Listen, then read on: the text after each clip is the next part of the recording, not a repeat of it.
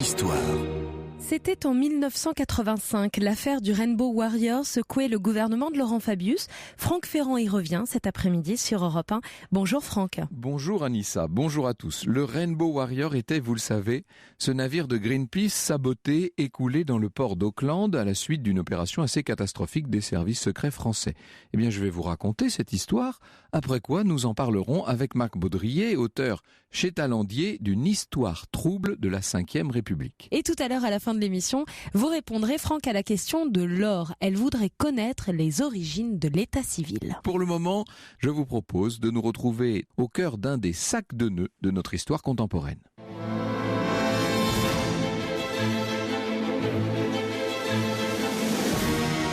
Au cœur de l'histoire, au cœur de l'été, 7 jours sur 7 sur Europe 1.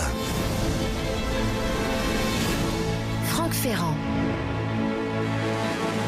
L'affaire est encore assez récente pour qu'elle rappelle des souvenirs à nombre d'entre vous. Rappelez-vous, nous sommes au début de l'été 1985 lorsqu'éclate, c'est le cas de le dire, cette affaire d'un navire écologiste coulé en Nouvelle-Zélande. L'explosion a fait un mort, un photographe d'origine portugaise, Fernando Pereira. Ce qui va vite se révéler, c'est qu'en fait on est en face d'un attentat politique, orchestré, si l'on peut dire, par la France de François Mitterrand, un attentat qui sera présenté par la presse comme un Waterloo écologique, un véritable désastre et même le plus gros échec des services secrets français à l'étranger, les services qui avaient baptisé l'opération contre le Rainbow Warrior satanique. Il faut peut-être se replacer dans le contexte de cette année 1985. On sait qu'à l'époque, la dissuasion nucléaire est encore d'autant plus importante qu'on est dans la toute fin, c'est vrai, mais encore dans le contexte, sinon tout à fait de la guerre froide, du moins de l'affrontement des blocs. Des essais nucléaires sont effectués depuis plusieurs années en Polynésie française, depuis l'atoll de Mururoa. Cet atoll de Mururoa, c'est un archipel qui est situé en plein milieu de l'océan Pacifique, à 4500 km au nord-est de la Nouvelle-Zélande. Il y a à cette époque un mouvement écologiste très important, c'est Greenpeace bien entendu, une organisation non gouvernementale dont la lutte contre les essais nucléaires est un des chevaux de bataille. Greenpeace a été fondée 14 ans plus tôt, en 1971. Elle milite d'une façon générale pour la protection de l'environnement, mais tout particulièrement, elle lutte contre le nucléaire sous ses diverses formes. Et cette organisation, Greenpeace, est déjà présente en 1985 dans une quinzaine de pays. Il faut vous dire par exemple qu'en 1980, un chalutier reconverti par Greenpeace a arraisonné au large du port français de Cherbourg tout un convoi qui livrait des déchets nucléaires destinés à la centrale de retraitement de La Hague. Alors ce navire, justement, ce navire reconverti s'appelle le Rainbow Warrior, ce qui veut dire le guerrier arc-en-ciel. Bien sûr, Greenpeace est opposé aux essais nucléaires français en Polynésie française. Ces essais, donc, qui sont menés sur l'atoll de Mururoa. Et dans les premiers mois de l'année 1985, il se murmure que Greenpeace prépare une action de grande envergure pour alerter l'opinion internationale sur le danger de ces essais français dans l'hémisphère sud. C'est embêtant, ça, pour la diplomatie, pour la stratégie française, pour la position même de la France dans le monde. Et évidemment, on peut imaginer que les autorités françaises prépare la riposte. Dans la nuit du mercredi 10 au jeudi 11 juillet 1985, donc, au nord de la Nouvelle-Zélande, dans le port d'Auckland, le temps est calme, il fait frais et c'est là, soudain, que retentit une explosion suivie d'une seconde détonation encore plus forte quelques minutes plus tard. Peter Wilcox, qui est le capitaine du Rainbow Warrior, dira ceci dans une interview au magazine Society. « Je dormais sur ma couchette quand la première bombe a explosé peu avant minuit. Je me suis levé, je ne retrouvais plus rien dans ma chambre, tout était sans dessus-dessous. J'ai attrapé une serviette et 40 secondes plus tard, j'étais dans la salle des machines. Le premier pont était déjà quasiment sous l'eau. J'étais en train de remonter quand une seconde explosion a retenti. J'ai juste crié d'abandonner le bateau. Je le regardais sombrer depuis le quai quand le chef des machines est venu me dire que Fernando Pereira, un photographe membre de notre équipage, était resté coincé. Il était parti chercher son matériel photo. On est remonté à bord, j'ai essayé de descendre, mais le bateau était déjà totalement sous l'eau. Perdre un membre de ton équipage est le pire qui puisse arriver quand on est capitaine. Le Rainbow Warrior est maintenant couché sur le flanc, il est éventré sur plus de 3 mètres par 2 charges explosives successives. On a vu beaucoup ces images à la télévision à l'époque, bien entendu. Le chalutier fait une 40aine de mètres de long. Depuis 3 jours, il était dans la rade du port d'Auckland. Il devait mettre le cap sur Mururoa, justement, dans le but de perturber les manœuvres de l'armée française dans cet endroit hautement stratégique et parfaitement interdit, bien entendu. Quelques heures plus tard, Greenpeace tient une conférence de presse à Londres. C'est là qu'est le siège de l'organisation, le siège britannique. Le responsable de Greenpeace prend la parole et il affirme que les 2 explosions peuvent difficilement provenir du moteur diesel car le gazole n'est pas extrêmement explosif. Plus étonnant encore, le Rainbow Warrior, qui a été acheté par Greenpeace pour 30 000 livres au ministère britannique de l'Agriculture en 1978, ce navire venait d'être rénové. Il avait de nouvelles voiles, un nouveau moteur diesel, tout un équipement vidéo. Alors, c'est vrai que la piste accidentelle est toujours plausible, mais le moins qu'on puisse dire, c'est qu'on a beaucoup de doutes. À l'époque, voilà ce que, au micro de Béatrice Adjage, donc au micro d'Europe 1, disait un membre de Greenpeace, c'était Louise Frusset, à cette époque justement, dans les tout premiers temps de l'affaire. Une bombe a été placée à l'extérieur du bateau sur la coque. Le bateau a coulé en 4 minutes. L'équipage a pu sortir du bateau comme ils ont pu. Et la force des explosions nous fait penser que c'était destiné à tuer. C'est le premier attentat dont Greenpeace est victime. C'est la première fois qu'on a eu un mort. C'est la première fois même qu'on a eu un blessé. De toute façon, nous allons poursuivre nos campagnes contre les essais nucléaires par quelque pays que ce soit et en faveur d'un traité d'interdiction totale des essais nucléaires. Est-ce que vous savez quels peuvent être les responsables de cet attentat ? Nous n'avons aucune idée. Le Rainbow Warrior, il devait partir le 21 juillet pour Mururoa, site des essais nucléaires français, mais nous ne pensons pas forcément que cet attentat soit lié à notre campagne. Eh bien voilà, à l'époque il y a encore un peu de naïveté chez cette membre de Greenpeace. En vérité, la Nouvelle-Zélande, elle, parle d'actes terroristes et ouvre une enquête pour homicide involontaire. Sur Europe 1, au cœur de l'histoire, au cœur de l'été, revient dans un instant. Europe 1, au cœur de l'histoire, au cœur de l'été. Franck Ferrand. Et avec vous, Franck, cet après-midi, on parle des histoires troubles de la Ve République. En juillet 85, le navire de Greenpeace, le Rainbow Warrior, est attaqué au large de la Nouvelle-Zélande.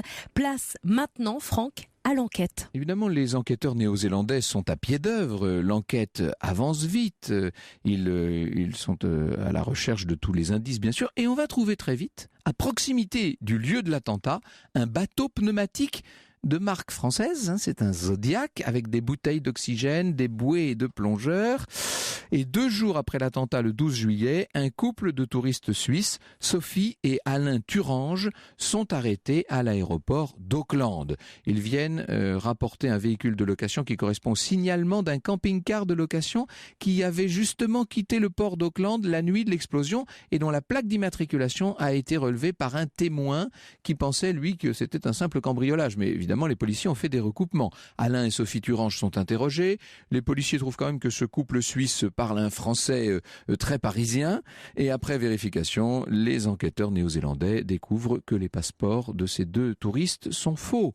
Ce ne sont pas des touristes, en fait. Sophie et Alain Thurange sont 2 agents des services spéciaux français.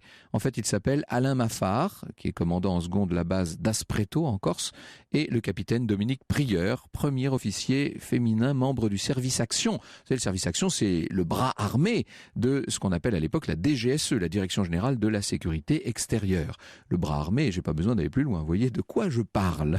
La justice néo-zélandaise va inculper les 2 agents pour meurtre. Vous imaginez que là, ça fait un peu tache dans le tableau. Évidemment, de l'autre côté du globe, en France, ça y est, cette fois, c'est la panique. D'abord à la DGSE, mais bientôt au gouvernement et, d'une façon plus générale, dans tout le pays. On va tenter de couper le plus possible tous les liens qui relient les 2 agents au service secret, mais ils ont laissé des traces, ces gens-là, forcément. Le 26 juillet 1985, un mandat d'arrêt international est lancé contre l'équipage d'un bateau de plaisance français qui s'appelle l'Ouvea. L'Ouvea est un voilier loué à Nouméa et qui a quitté la Nouvelle-Zélande la veille de l'attentat avant de couler on a envie de dire comme par hasard, le 20 juillet. La France, pour l'instant, nie toute intervention militaire sur le sol néo-zélandais, vous l'imaginez bien. Néanmoins, l'affaire s'emballe. Elle va devenir, et je pense que vous êtes très nombreux à vous rappeler cela, elle va devenir le grand feuilleton de l'été 1985. Tout le monde ne parle que de ça. Il suffit d'allumer n'importe quelle télévision. Alors à l'époque, il y a beaucoup moins de chaînes qu'aujourd'hui, mais on ne parle que de cette affaire du Rainbow Warrior. Le journal du dimanche est le premier à suspecter l'implication de la DGSE dans cette affaire. Et dès le 14 juillet, un article est intitulé « Et si un service secret avait commis l'attentat contre Greenpeace ?» Vous voyez, on met encore un gros point d'interrogation. On évoque dans l'article les nageurs de combat du service action de la DGSE, une vingtaine d'hommes, pour la plupart des nageurs de combat de la base d'Aspreto en Corse, qui ont eu pour mission de placer 2 charges explosives sur la coque du Rainbow Warrior. Début août, alors que les policiers néo-zélandais arrivent à Paris pour enquêter, et en étroite collaboration officielle avec la police française, bien entendu, 2 hebdomadaires, des hebdos français, estiment que la responsabilité des services spéciaux français est engagée. Pour l'événement du jeudi, il est possible que les services français aient organisé cet attentat, je cite, pour protéger des regards indiscrets les travaux d'aménagement de la piste d'atterrissage de l'île d'Ao, la base arrière du centre d'expérimentation nucléaire de Tahiti.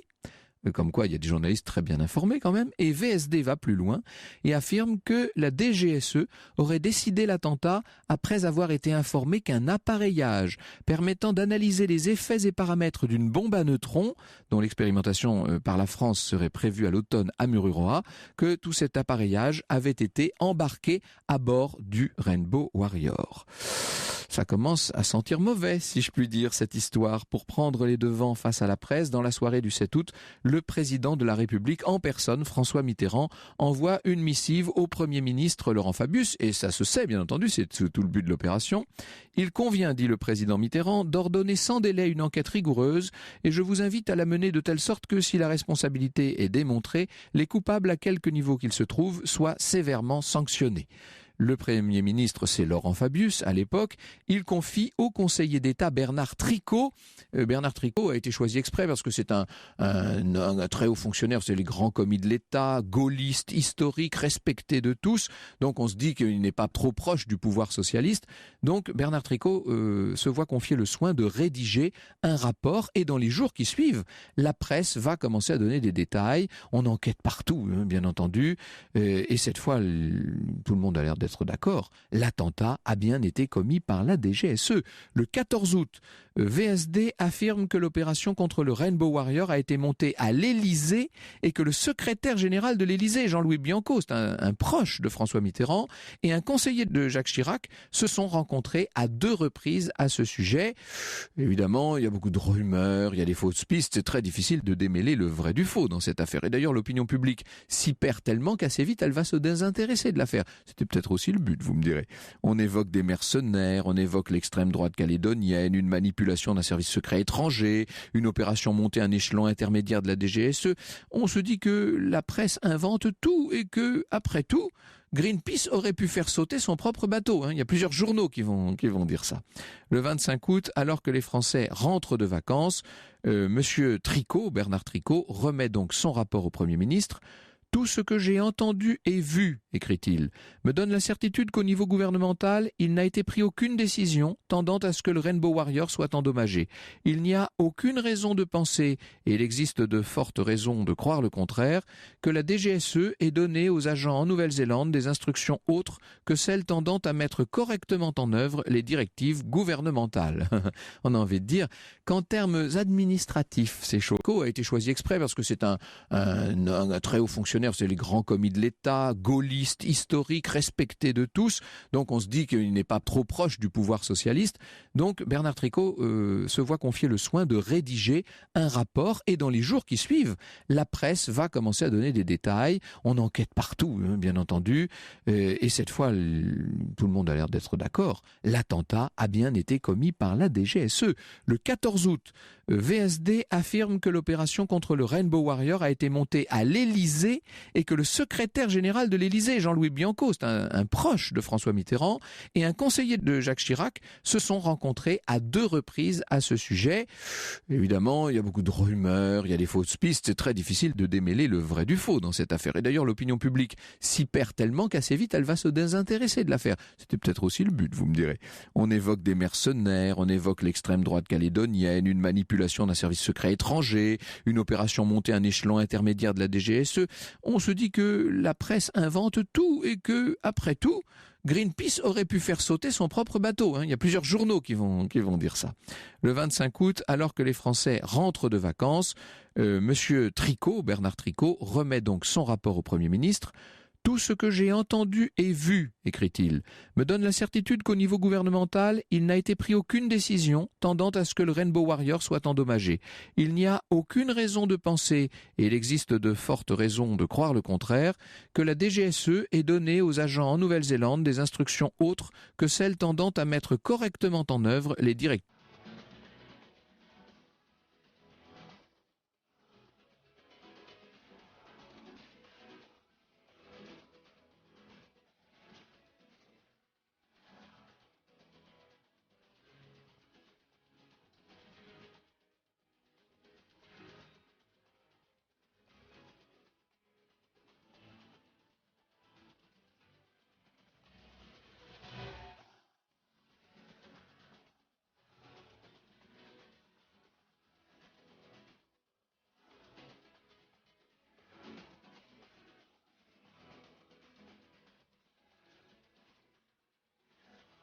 Volare, le titre des Gypsy Kings à l'instant sur Europe 1, la bande originale du film Vanille Fraise, sorti en 1989 et réalisé par Gérard Houry. Europe 1, au cœur de l'histoire, au cœur de l'été. Franck Ferrand. Et pour cette émission consacrée aux histoires troubles de la Ve République, Franck Ferrand, vous revenez sur l'affaire du Rainbow Warrior. Nous sommes donc 2 mois après que le navire est coulé à Auckland. L'enquête se poursuit et se précise, Franck. Donc, officiellement, la DGSE est mise hors de cause. Les Thuranges sont bien des agents de la DGSE, ça personne ne peut le nier, mais, dit-on, ils effectuaient une simple observation des actions de Greenpeace, circulaient, il n'y a rien à voir. Le président de Greenpeace voit dans ce rapport, je le cite, une insulte à l'intelligence. Voilà ce que nous dit Marc Baudrier dans son ouvrage. L'image de l'exécutif a déjà beaucoup souffert depuis le déclenchement de l'affaire. La presse monte à l'assaut du pouvoir, sans l'intervention du juge, avec une férocité et une envie de savoir sans concession, pour avoir tenté de colmater les brèches, pour avoir essayé de ne pas tout dire, pour avoir cru possible l'extinction simple du scandale sur un support insuffisant, Mitterrand a pris le risque d'un violent retour de bâton, car la pression ne cesse de monter. Et c'est vrai que la pression, elle va se faire de plus en plus forte. Le 17 septembre 1985, dans le journal Le Monde, 2 journalistes extrêmement importants du Monde, Edoui Plenel et Bertrand Legendre, publient un article qui s'intitule « Le Rainbow Warrior aurait été coulé par une 3e équipe de militaires français ». Il s'agit d'une équipe de plongeurs de combat qui ne compte que 2 hommes. La piste avait été évoquée déjà la semaine précédente dans le Canard enchaîné. Alors c'est vrai que la source est fiable puisque c'est un haut responsable de la DGSE. On commence à y voir plus clair. Le faux couple Thurange, donc ces 2 agents de la DGSE, serait en fait un intermédiaire entre les marins du voilier UVA, chargés de convoyer les explosifs, et un commando de nageurs de combat. C'est un scoop, comme on dit. Le ministre de la Défense, à l'époque, c'est Charles Hernu, très proche, très fidèle de François Mitterrand. Charles Hernu convoque la presse. Il dément, bien entendu, les révélations du Monde. Seulement, dès le lendemain, l'Express en remet une couche et confirme les informations du Monde, citant les initiales des 2 nageurs impliqués. Là, cette fois, on peut dire qu'il s'agit d'une affaire d'État. Le président de la République, François Mitterrand, demande au Premier ministre Laurent Fabius de procéder à des changements de personnes. Alors, ça veut dire que le ministre de la Défense, Charles Hernu, est contraint de démissionner. Le patron de la DGSE lui-même, l'amiral Lacoste, le très respecté amiral Lacoste, est limogé, figurez-vous. Il expliquera par la suite avoir reçu des ordres précis de la part de son ministère, mais également d'avoir eu la validation de François Mitterrand. C'est ce que dit l'amiral Lacoste. Le 22 septembre, le Premier ministre Laurent Fabius s'exprime depuis l'hôtel Matignon. Il faut imaginer les photographes qui l'assaillent littéralement. Il affirme: ce sont des agents de la DGSE qui ont coulé ce bateau. Ils ont agi sur ordre. Cette vérité a été cachée au conseiller d'État Tricot. Tiens. Ça veut dire qu'au plus haut niveau, celui du Premier ministre, on remet en cause le rapport officiel qui avait été demandé à ce personnage apparemment au-dessus de tout soupçon. Le Premier ministre essaie de noyer le poisson en faisant ce qu'on fait toujours dans ces cas-là, c'est-à-dire en proposant la nomination d'une enquête parlementaire, d'une commission, pour mener une enquête parlementaire. Évidemment, l'enquête en question ne sera jamais ouverte. Et pendant ce temps, le nouveau ministre de la Défense, qui est Paul Quilès, entend les principaux protagonistes. Plusieurs officiers de la DGSE sont arrêtés, sont accusés d'avoir informé la presse. Certains sont relaxés, d'autres sont renvoyés de l'armée. Le 22 novembre 1985, les faux époux Turange, les deux agents de la DGSE, Alain Maffard, qui commandait la base des nageurs de combat d'Aspreto, et le capitaine Dominique Prieur, sont condamnés à 10 ans de prison pour homicide involontaire. Ils sont transférés sur l'île d'Ao, en Polynésie française, avant de rentrer en France quelques mois plus tard. À la même période, le Rainbow Warrior est immergé dans la baie de Whangarei, au nord de la Nouvelle-Zélande. La France va présenter des excuses officielles et verser des indemnités substantielles, du reste, à la Nouvelle-Zélande. Quant aux essais atomique français dans le Pacifique, vous savez que c'est le président Chirac qui, 10 ans plus tard, en 1996, y mettra fin. Cette affaire du Rainbow Warrior a été très confuse à l'époque, mais ce qu'il faut bien comprendre, c'est qu'elle n'a jamais vraiment quitté la scène médiatique. D'ailleurs, pas plus tard que le 6 septembre dernier, il y a eu, vous l'avez entendu sans doute sur l'antenne d'Europe 1 notamment, un nouveau rebondissement. Le colonel Jean-Luc Kister, qui était capitaine au moment des explosions, qui était membre de l'unité des nageurs de combat du service action de la DGSE et responsable de l'équipe chargée de poser les charges explosives sur la coque du navire. Le colonel Kister est sorti de son silence. Il a présenté ses excuses à la Nouvelle-Zélande, à Greenpeace et bien sûr à la famille de la victime, le photographe Fernando Pereira. L'entretien a été diffusé sur Mediapart et sur la télévision publique néo-zélandaise. Je précise bien néo-zélandaise. Jean-Luc Kister affirme que plusieurs scénarios proposés par la DGSE, comme endommager l'arbre d'hélice du navire, avaient été refusés par le pouvoir en place. Et il explique, le colonel, que 2 explosions avaient alors été planifiées. La première pour faire évacuer le navire, pour pas que ça fasse de victimes, le moins possible en tout cas. Et puis la deuxième, bien entendu, après toucher, couler. Bonjour Marc Baudrier.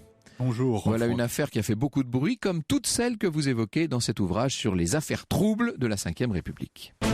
Europe 1, au cœur de l'histoire. Europe 1, au cœur de l'histoire, au cœur de l'été. Franck Ferrand. Après l'affaire du Rainbow Warrior dont vous venez de nous rappeler l'histoire, Franck, jusqu'à 15h sur Europe 1, vous revenez sur les histoires troubles de la Ve République avec votre invité Marc Baudrier, journaliste et responsable de la rubrique médias du magazine Challenge et auteur d'une histoire trouble de la Ve République, Le poison des affaires, paru chez Talandier. Alors, nous avons beaucoup de choses à dire sur cette affaire, Marc Baudrier, mais il me semble que ce qu'il y a de plus remarquable dans cette histoire est la quantité d'archives d'Europe 1 que nous avions. Je vous en ai fait grâce, si je puis dire, parce qu'il me paraît plus intéressant d'entrer dans le détail et l'analyse.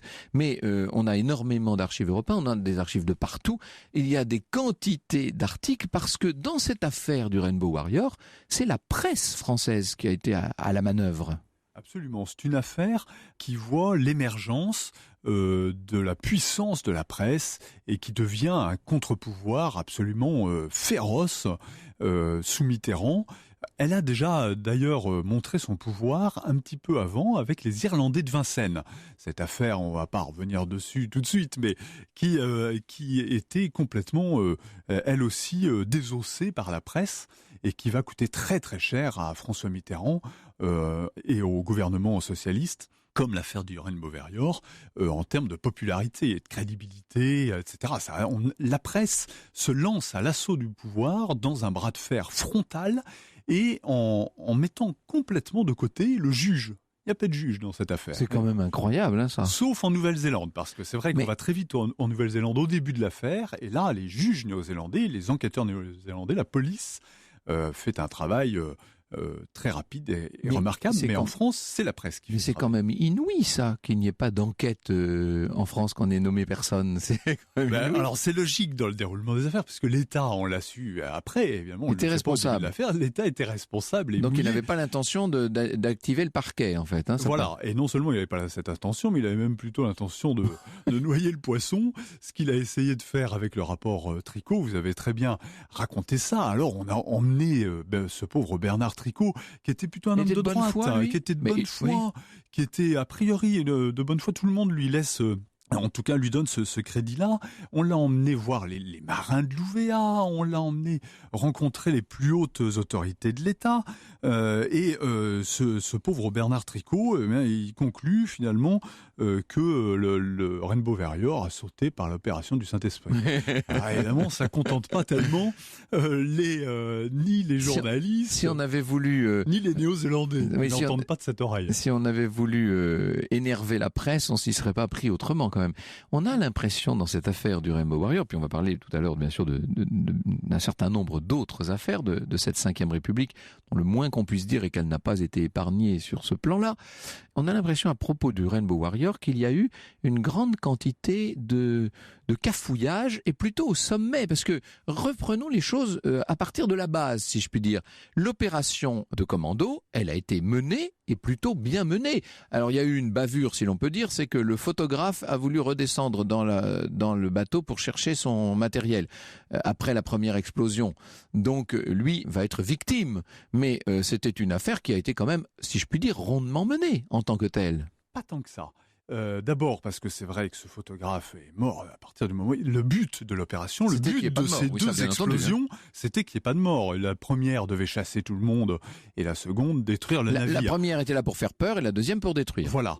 Or, il y a un mort évidemment, donc là ça commence à... Oui, c'est une grosse bavure, ça on peut pas dire le contraire. Très grosse bavure. Et puis les époux Thurange, curieusement, vont accumuler un certain nombre d'erreurs au départ. Ils laissent des traces. Ils laissent des traces, le canot, les bouteilles. On va retrouver des empreintes sur ce canot qui va les confondre. Et puis, ils laissent repérer la plaque minéralogique de leur camping-car. Et puis, lorsqu'ils sont appréhendés, parce qu'ils sont appréhendés très vite, quelques jours plus tard, ils téléphonent au central de la DGSE. Évidemment, les Néo-Zélandais se recoupent, s'aperçoivent que le coup de fil est quand même suspect. Et évidemment, on repère le numéro.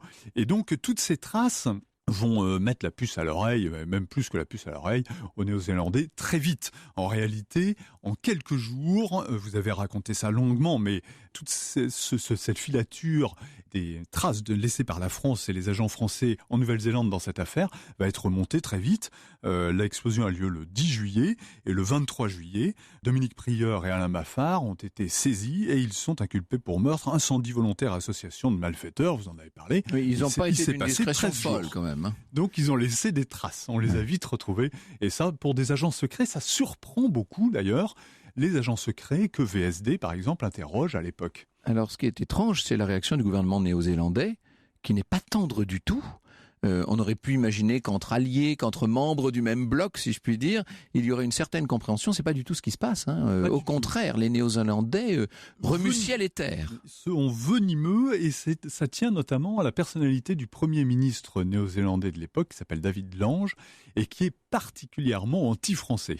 Et donc, il en profite, il va avoir des mots extrêmement durs contre la France.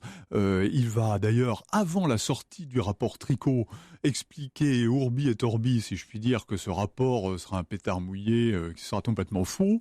Et finalement, il aide beaucoup les journalistes français, d'abord en suscitant des enquêtes sur place qui vont aller très vite, et puis aussi par ses propos, il aide les journalistes et les médias français à prendre un ton qui va être extrêmement violent, extrêmement dur contre le pouvoir. Il y a un mot qu'on a beaucoup entendu à l'époque, c'est le mot fusible, puisqu'on vire, il n'y a pas d'autre mot, le grand patron de la DGSE, l'amiral Lacoste, et bientôt c'est le ministre de la Défense en personne. Donc là, ça monte très très haut, qui est obligé de présenter sa démission.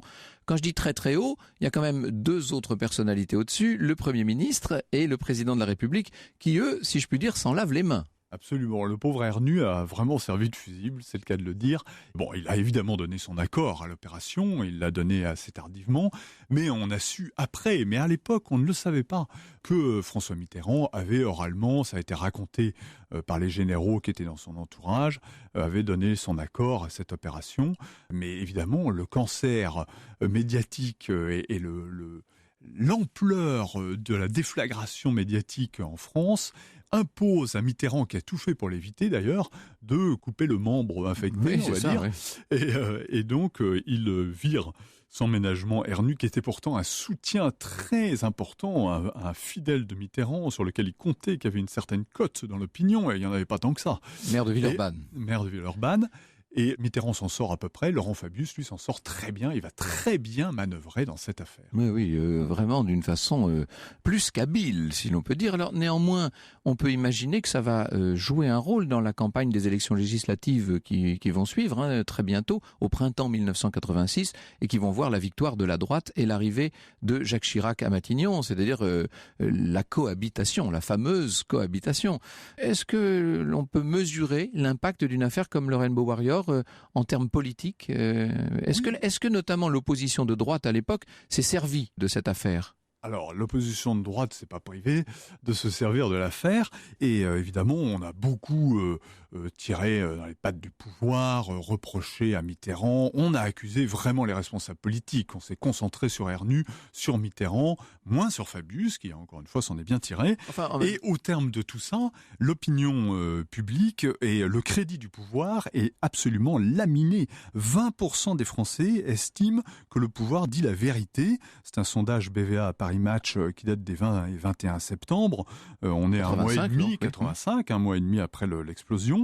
Et les Français, d'ailleurs, Greenpeace ne gagne aucunement la sympathie des Français.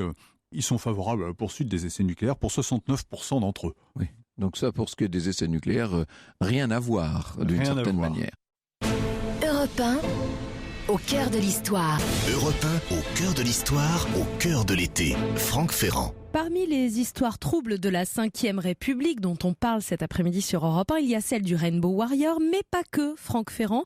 Cet après-midi, vous recevez Marc Baudrier, journaliste et responsable de la rubrique médias du magazine Challenge. Alors cette affaire du Rainbow Warrior, Marc Baudrier, n'est qu'une des très nombreuses affaires qui ont émaillé la vie politique depuis 1958. On va en évoquer un certain nombre, si vous le voulez.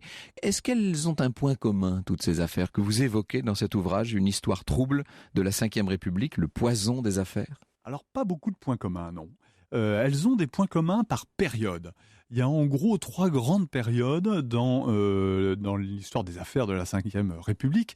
Pendant les 2 premières décennies de la Ve République, il y a d'abord assez peu d'affaires, on y reviendra peut-être, et puis surtout, elles ne touchent pas le président de la République. Oui. De Gaulle et Pompidou évacuent ça, écrasent les affaires de leur autorité, de leur prestige, avec des mots d'ailleurs extraordinaires. Et puis, à partir de Mitterrand, à partir de l'affaire des... Même Giscard déjà était. Oui, déjà Giscard en fait, à partir des diamants. À partir des diamants de Giscard d'Estaing, à la toute fin de son mandat, le président de la République est touché. Ça s'accélère sous Mitterrand avec les Irlandais ou le Rainbow Warrior. Giscard lui-même est rattrapé en 83 par les avions renifleurs. Et là, il y a une période un petit peu entre deux pendant laquelle les affaires sont très violentes contre le président. Et puis après, les 20 années qui vont suivre, à partir des années 90 et jusqu'à l'époque le président moderne, de Jacques Chirac, oui. Voilà, les affaires explosent en nombre et en violence et elles sont de plus en plus financières. Donc il y a un peu 3 périodes, vous voyez, qui sont assez distinctes, me semble-t-il, sur la typologie des affaires et les personnes qu'elles touchent. Alors, vous évoquez dans votre premier chapitre une affaire qui n'a pas un lien tout à fait direct avec le pouvoir, puisque c'est la fameuse affaire de l'Observatoire qui, décidément, met encore en cause, ou déjà, devrais-je dire, François Mitterrand. On est en 59, là. Alors, c'est vrai, François Mitterrand n'est pas au sommet du pouvoir, il est quand même sénateur de la Nièvre, mais c'est une affaire qui est assez extraordinaire, qui est assez belle, parce que d'abord, et c'est assez rare, finalement, dans l'histoire de ces affaires de la Ve République, il n'est pas question d'argent. Ce n'est pas une affaire d'argent, c'est une affaire d'honneur. Et François Mitterrand, finalement, va jouer d'un talent oratoire extraordinaire pour se sortir d'un piège dans lequel il s'est quand même un peu fourré, il faut dire les choses telles qu'elles sont. Alors, je ne sais pas si on peut la raconter en quelques mots. Oui, en deux mots. En deux mots, dans la nuit du 15 au 16 octobre 59, il est victime d'un attentat, c'est en tout cas ce qu'il raconte le lendemain matin à la presse. Sa 203 bleue est percée d'une rafale de pistolets mitrailleurs. Ça fait un peu de bruit parce qu'une fusillade dans plein Paris contre un sénateur de la République, ancien ministre, enfin bon voilà. La France est sidérée, il y a une séance très animée à l'Assemblée nationale, on se dit qu'est-ce que c'est que cette histoire, des tueurs dans Paris qui se baladent et qui mitraillent nos sénateurs, où est-on? Et une semaine après cette conférence de presse, un petit journal hebdomadaire d'extrême droite qui s'appelle Rivarol explique et sort un énorme titre exclusif. L'homme qui a tiré sur Mitterrand nous fait le récit complet de l'attentat bidon. Et Rivarol dénonce, je cite, l'une des machinations les plus monumentales et les plus scandaleuses qui ait jamais existé. En fait, c'est une affaire truquée, hein, c'est ça. L'homme qui avait tiré sur la voiture de Mitterrand raconte qu'en fait tout était prévu d'avance, tout a été bidonné. Et Mitterrand va essayer de danser entre les faits qui sont établis et qu'il ne contestera pas et l'interprétation des faits avec un art consommé. Alors évidemment ça, encore une fois, c'est une affaire en marge, si je puis dire. Là pour l'instant, le pouvoir n'est pas concerné. On ne peut pas en dire autant dans l'affaire Ben Barka. 1965. Non, là dans l'affaire Ben Barka, le pouvoir est concerné, mais il est concerné assez tard et un peu par raccro. Parce que le premier pouvoir concerné par l'affaire Ben Barka, qui est une affaire horrible, là pour le coup, c'est le pouvoir marocain. C'est lui qui est accusé d'abord d'avoir torturé à mort Ben Barka, qui était le principal opposant au pouvoir marocain, torturé en France par le principal ministre d'Hassan II, lui-même, qui était le général Oufkir. Donc on accuse beaucoup le Maroc, et puis un jour ça rebondit au sommet du pouvoir français parce qu'on s'aperçoit que 2 policiers ont transporté Ben Barka de l'endroit où il avait rendez-vous dans Paris jusqu'à l'endroit où il a été torturé plusieurs jours plus tard.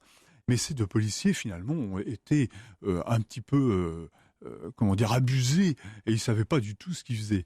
Mais ça n'empêche, ça a donné lieu à une campagne anti-De Gaulle très violente, dont De Gaulle se débarrasse, là aussi, avec beaucoup de talent, rien que de vulgaire et de subalterne. Il y a eu des affaires, évidemment, il faudrait dire un mot de l'affaire Markovic, il faudrait parler de l'affaire de la mort de Boulin, etc. Mais c'était plutôt des énigmes ou des mystères que des affaires, si je puis dire.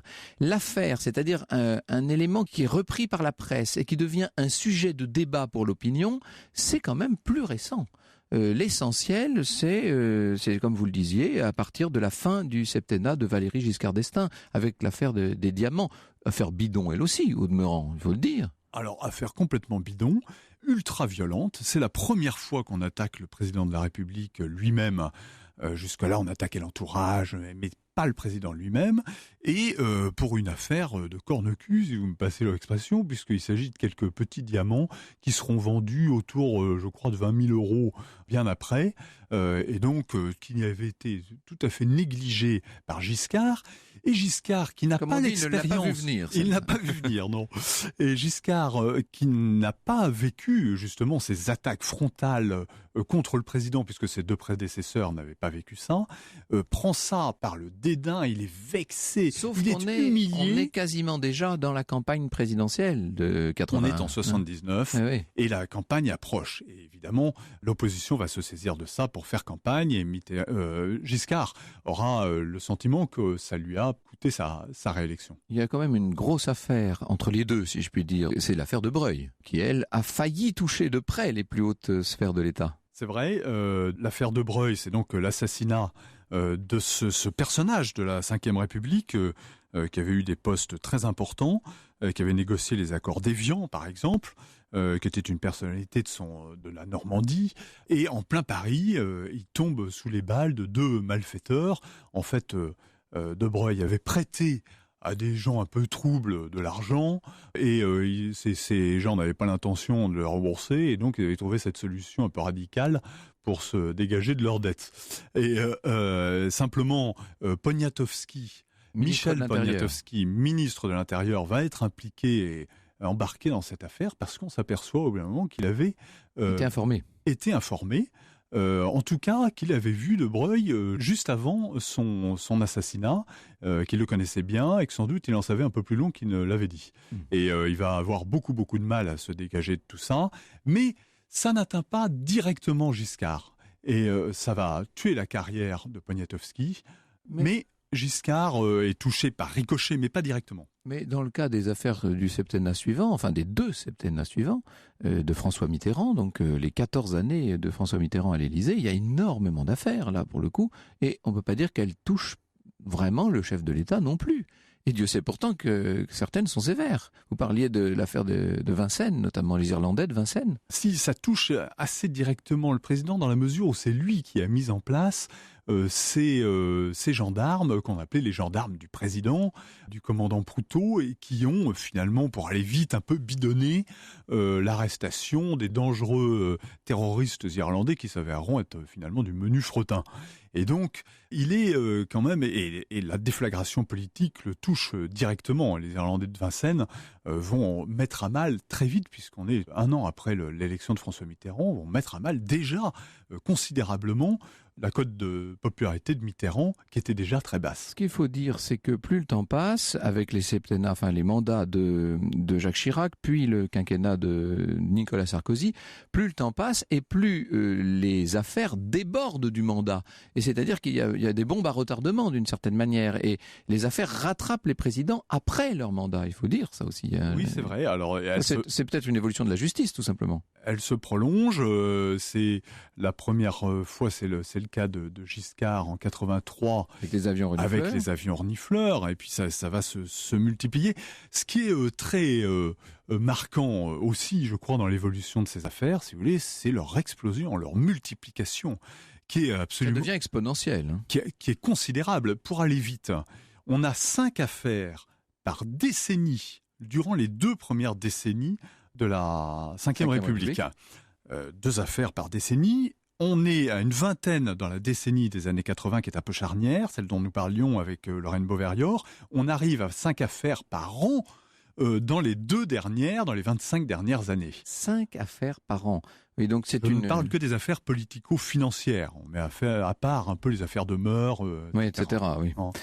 Oui, ça en dit long sur l'évolution de notre République. Exactement. Nous sommes au terme de cette émission, Marc Baudrier, mais je renvoie tous les auditeurs qui en voudraient en savoir davantage à votre ouvrage chez Talandier, Une histoire trouble de la Ve République, sous-titré Le poison des affaires, un poison qui pourrait devenir létal.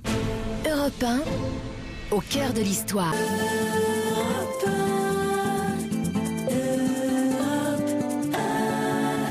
Dans un instant, vous répondrez, Franck, à la question de Laure. Elle voudrait connaître les origines de l'état civil.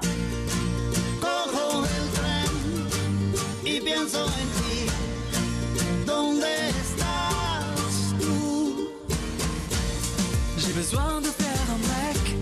Je veux traverser la mer et dégager de la cordillère. En regardant devant moi, chez toi, est-ce que tu vois le soleil? Rien ne peut briser ce lien. Je prends le train, celui qui traverse les plaines.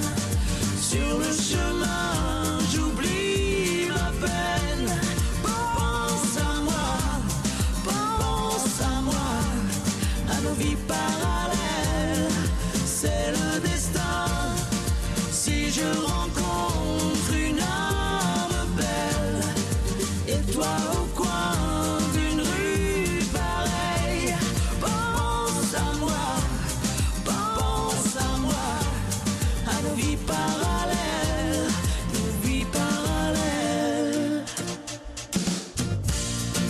Corro el tren y pienso en ti. ¿Dónde estás tú? Comme une enfant, je regarde un convoi qui prend le vent et qui sait à quoi tu penses là maintenant. Cette nuit poseras-tu les yeux sur la même comète que moi? Y a des rêves qu'on fait à 2 sous les draps. Rien ne peut briser ce lien. Je prends le train, celui qui traverse les plaines.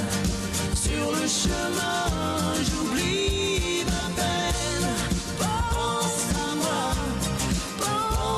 moi, à nos vies parallèles. C'est le destin. Si je rencontre une âme belle, et toi au coin d'une rue pareille, pense à moi, à nos vies parallèles, nos vies parallèles.